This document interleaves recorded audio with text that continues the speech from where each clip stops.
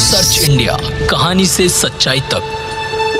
विद्या भारती एक ऐसी संस्था है जहां एक विशेष तौर से शिक्षा के साथ साथ संस्कार भी परोसे जाते हैं। तो आज मैं उसी एक प्रांगण में उपस्थित हूं।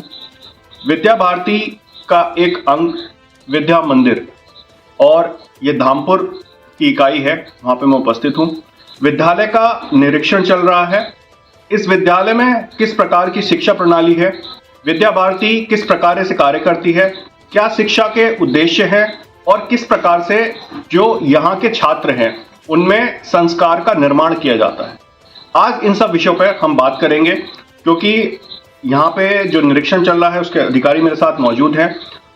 मैं चाहूंगा कि वो अपना परिचय के साथ आज की वार्ता स्टार्ट करें। नमस्कार, मेरा नाम जगवीर शर्मा जलज है और मैं मेरठ संभाग का संभाग निरीक्षक हूँ। विद्या भारती अखिल भारतीय शिक्षा संस्थान एक ऐसा संगठन है शिक्षा के क्षेत्र में काम करने वाला, जो विश्व का सबसे बड़ा संगठन है। बिना किसी सरकारी सहायता के अपने दम पर, समाज के दम पर काम करता है और उसने जो अपना लक्ष्य निर्धारित किया है, जिसको हम लोग हमारा लक्ष्य कहते हैं, कि इस प्रकार की राष्ट्रीय शिक्षा प्रणाली का विकास करना है।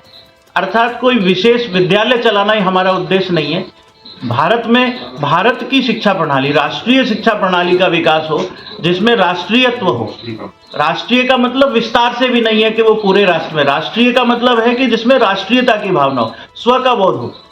ऐसे युवा पीढ़ी का निर्माण करना है जो सब प्रकार से पुष्ट हो, वो चाहे आध्यात्मिक दृष्टि से हो, नैतिक दृष्टि से हो, मानसिक दृष्टि से हो, शारीरिक दृष्टि से हो, सब प्रकार से वह बालक पुष्ट होते हुए अपने समाज का भला कर सके, राष्ट्र का भला कर सके, प्राणिक, आत्मिक सभी प्रकार की उसमें शक्ति हो।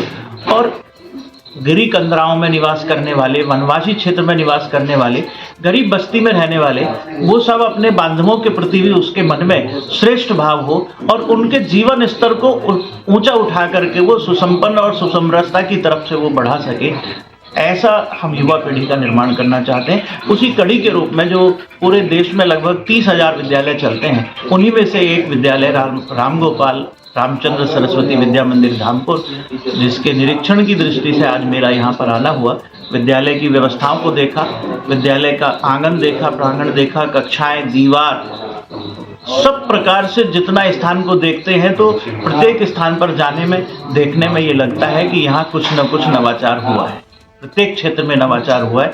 यहाँ के बालकों का आचरण देखें, यहाँ के बालकों की शिक्षा व्यवस्था देखें, शिक्षण की व्यवस्था यहाँ के आचार्यों की देखें, तो सब श्रेष्ठ है। क्योंकि विद्यालय के कई अंग हैं, यहाँ के जो पूर्व छात्र हैं वो भी यहाँ से पास आउट हुए हैं, लेकिन कहीं ना कहीं उनका भी यहाँ एक संगठन है, पूर्व छात्र परिषद है, और पूर्व छात्र परिषद भी अपना सहयोग समय समय पर विद्यालय को देती है, हर तरीके से देती है।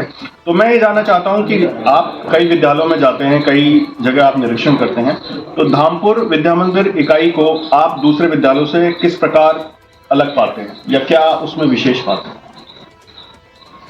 हमने ये देखा है कि हम केवल शिक्षा देने तक सीमित नहीं है।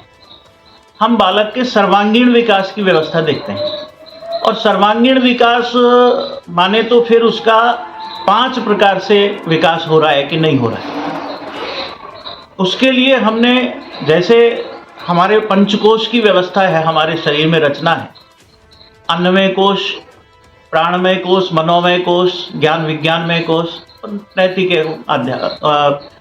आनंदमय कोश। तो उन सब 5 कोशों की पुष्टि के लिए हमने अर्थात विद्या भारती ने 5 आधारभूत विषयों की रचना की, और उन 5 आधारभूत विषयों के आधार पर हम लोग ये काम करते हैं। तो हम बालक के सर्वांगीण विकास की व्यवस्था करते हैं, और वही योजना रचना अन्य विद्यालयों से हमारे विद्यालयों को अलग करती है, जो अन्य विद्यालयों से धामपुर के विद्या मंदिर को अलग कर रही है।